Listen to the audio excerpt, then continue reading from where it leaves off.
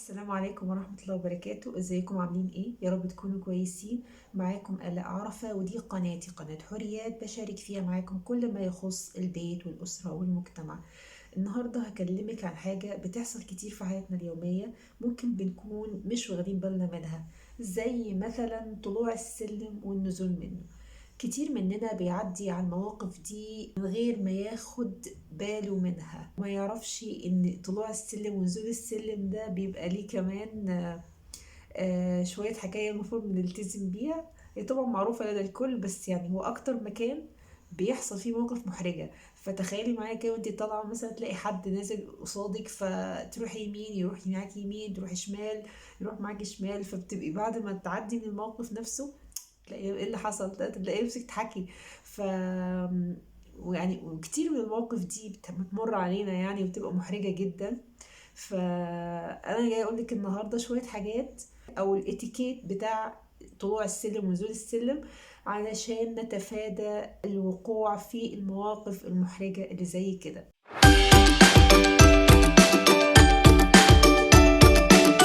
مبدئيا كده السلم بيكون هو اكتر مكان بيحصل فيه المواقف المحرجه دي، خصوصا لينا كبنات. وجاي اقول لك برضو النهارده ازاي نتحرك أناقة وشياكة على السلم. كمان جاي أقولك على سنة جميلة جدا كده الرسول صلى الله عليه وسلم بيطبقها، احنا في غفلة عنها.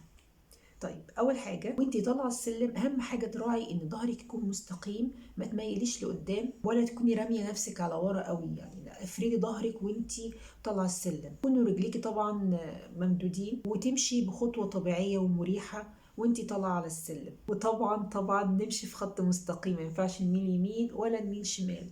احنا طالعين نخلي بالنا ان احنا نطلع من الجهة اليمنى، علشان اللي يبقى نازل قصادنا يبقى نازل من الجهة اليسرى، عشان نتفادى الموقف اللي بيحصل زي ما قلت لكم في بداية الفيديو، ان تكوني انت طالعة وحد نازل قصادك، الموقف المحرجة اللي بتبقى زي كده. وطبعا وانت طالعة بتحطي ايدك على الايد بتاعة السلم. ما تنسيش وانت طالعة تطبقي سنة الرسول صلى الله عليه وسلم، الله اكبر. الرسول صلى الله عليه وسلم هو كان بيطلع في مكان كان بيقول الله اكبر. طيب وانت نازلة بقى زي الطلوع بالظبط، برضو تنزلي من الجهة اليمنى عشان تسيبي مساحة للشخص اللي طالع قدامك، وبكده انت ماشية عكس اتجاه الصاعد، وده ذوق واحترام للطرفين. وما تنسيش وانت نازلة تقولي سبحان الله. الرسول صلى الله عليه وسلم كان هو نازل كان بيقول سبحان الله برضو. كمان في نقطة مهمة لازم ناخد بالنا منها تخص المسافة بين الأشخاص.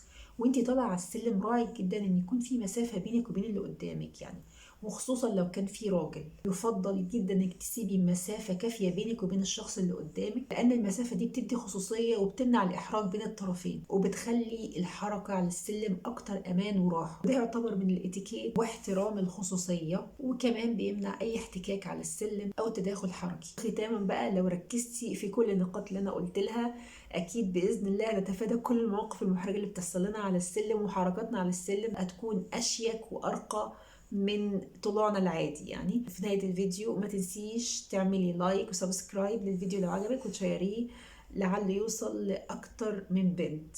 وقولي لي في التعليقات كنت تعرفي السنة دي عن الرسول صلى الله عليه وسلم ولا لأ. شاركوا واكتبوا في التعليقات تحت. سلام عليكم.